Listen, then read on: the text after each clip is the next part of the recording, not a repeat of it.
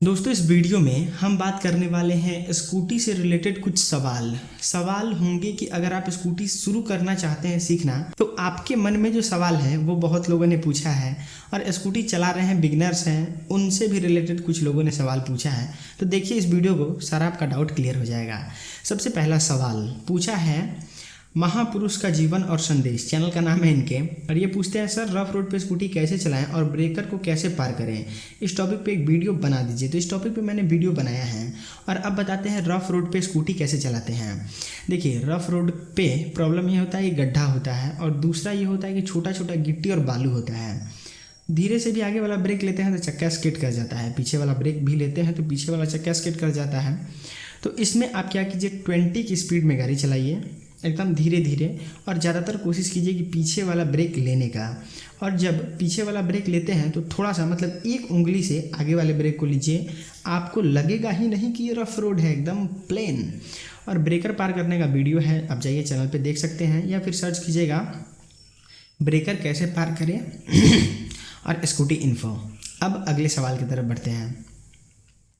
ये पूछा है छाया भरद्वाज ने। इनका कहना है भाई मैं स्कूटी चलाना 10 दिन में सीख लिया, रोड पे लेके निकल चुकी हूँ, पर अभी कुछ परेशानी है। जैसे सबसे पहले जब प्रैक्टिस के लिए रोड पे निकली तो उसके बाद से ही लॉकडाउन हो गया, 2 महीने हो गए। अब रोड पे डर लगता है चलाने में कि चला पाऊँगी कि नहीं, एक्सीलेटर का भी उपयोग करने में प्रॉब्लम होता है। मतलब इनका कहना है कि ये पहले स्कूटी सीख ली थी, रोड पे भी चला लेती थी, लेकिन इनको अब प्रॉब्लम हो रहा है कि 2 महीने से इनका प्रैक्टिस नहीं हुआ है, अब कैसे चलाएंगे।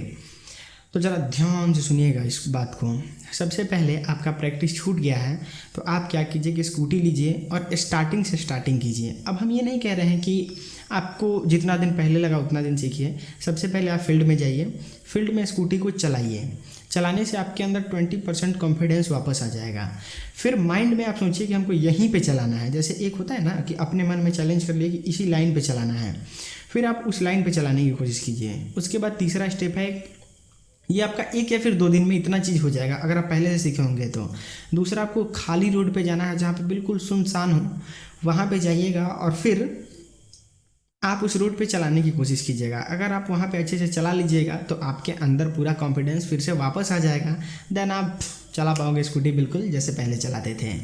अगला सवाल विभा पाए, इनका क्वेश्चन है मुझे सिखाने के लिए कोई नहीं है, क्या मैं अकेले प्रैक्टिस कर पाऊंगी और सीख पाऊंगी।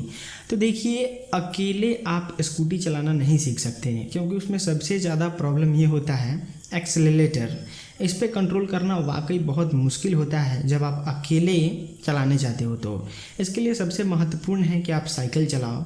उसके बाद हमारा एक एक्सेलेरेटर कंट्रोल का वीडियो है, लेकिन फिर भी आप ज़्यादातर कोशिश कीजिएगा कि एक इंसान के साथ तो आप जाओ ही, मतलब बेसिकली 2 दिन के लिए ही किसी से टाइम लो, लेकिन आप अकेले स्कूटी सीखने नहीं जाएं।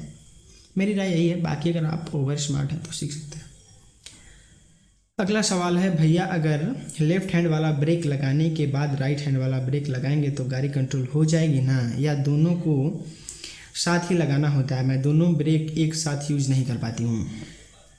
देखिए अगर आप दोनों ब्रेक का इस्तेमाल एक साथ करते हैं तो इससे प्रॉब्लम ये होता है, प्रॉब्लम इसको नहीं कहेंगे, मतलब सहूलियत ये होता है कि आपका गाड़ी बिल्कुल भी स्किड नहीं करता है, चाहे आप कितना भी फास्ट चलाओ गाड़ी।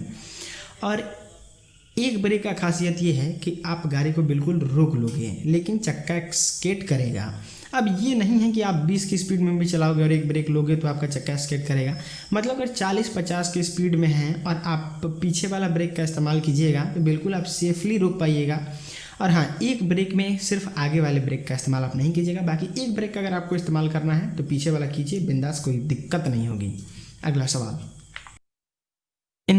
अगला सवाल अवधेश भाई का पूछते हैं कि स्कूटी चलाने के लिए क्या साइकिल चलाना ज़रूरी है। एक छोटा सा एग्जांपल देते हैं, बहुत बार दिए हैं, इस वीडियो में भी देते हैं। मान लेते हैं कि ये मेरा 2 हाथ है, ये स्कूटी है और ये साइकिल है। अगर आप ये स्कूटी को 30 दिन में सीखने वाले हैं तो अगर आप इस पे 15 दिन मेहनत कर लेते हैं, 15 दिन अगर इसको बैलेंस बना लेते हैं तो आप इसको 15 दिन में ही सीख जाइएगा। अब आपके मन में ये सवाल होगा कि 15 दिन इसी पे एक्स्ट्रा काहे नहीं दे दे, 1 महीना तक काहे नहीं सीख लें।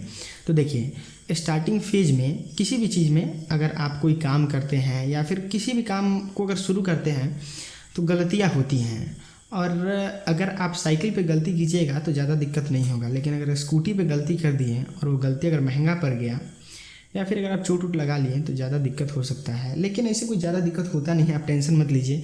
किसी एक पर्सन की गाइडिंग में आप चलाइएगा तो आपको कोई दिक्कत नहीं होगा। अगले सवाल की तरफ बढ़ते हैं। अगला सवाल है रिया का। ये पूछती हैं क्या हम अपनी स्कूटी को हल्के से ब्रेक दबा के स्लो कर सकते हैं जबकि एक्सीलेटर सेम स्पीड पर ही रखा जाए, इससे स्पीड स्लो हो जाएगा और इंजन तो गर्म नहीं होगा, या फिर हम ये सिर्फ तब मार सकते हैं जब स्पीड 10 या 20 हो। Please reply.